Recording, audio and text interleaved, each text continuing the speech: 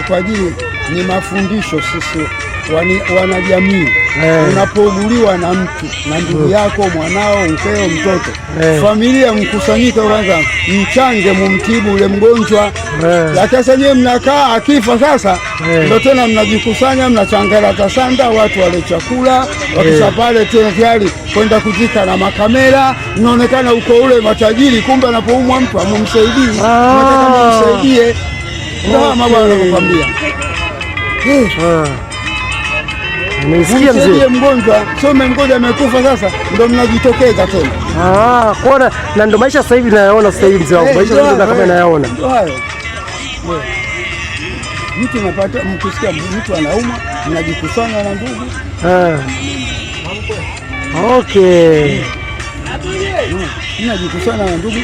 Tumpeleke hospitali gani? Tumchange kiasi gani? Muwanie ule uhai wake. Lakini na mwacha kesha kufa tena ndio mnakusanyika. Mkishakusanyika sasa ndio huyu atanunua ubao, huyu atanunua sanda, kama Mkristo atanunua sanduku, huyu atanunua nini, huyu atanunua kwenda kuzika hapa, inaonyesha ufahari. Watu wanakula vyakula kwa wingi vizuri tayari, kisha sasa mnafika makaburini kutia udongo na makamera sasa. Ndio bwana anatukanya hapa. Tusifanye hivyo. Tuanze kuatibu kwanza kabla hajakufa tuchange. Ndio maana yake. Kwa muziki wa zamani mzee ulikuwa una maana sana. Yaani tofauti na muziki wa sasa hivi. Sasa hivi bwana wanajipigia na wanapata. Sasa hivi hela nyingi. Wafadhili wengi wanawafadhili. Basi wanajipigia tu. Mtu akikupuka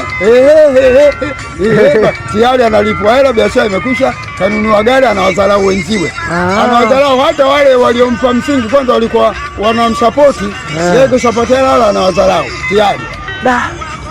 Hatari kweli kweli, inasikitisha mzee wangu. Wewe ulisema jina lako unatoka ni mzee nani? Mzee Kashasha. Kashasha.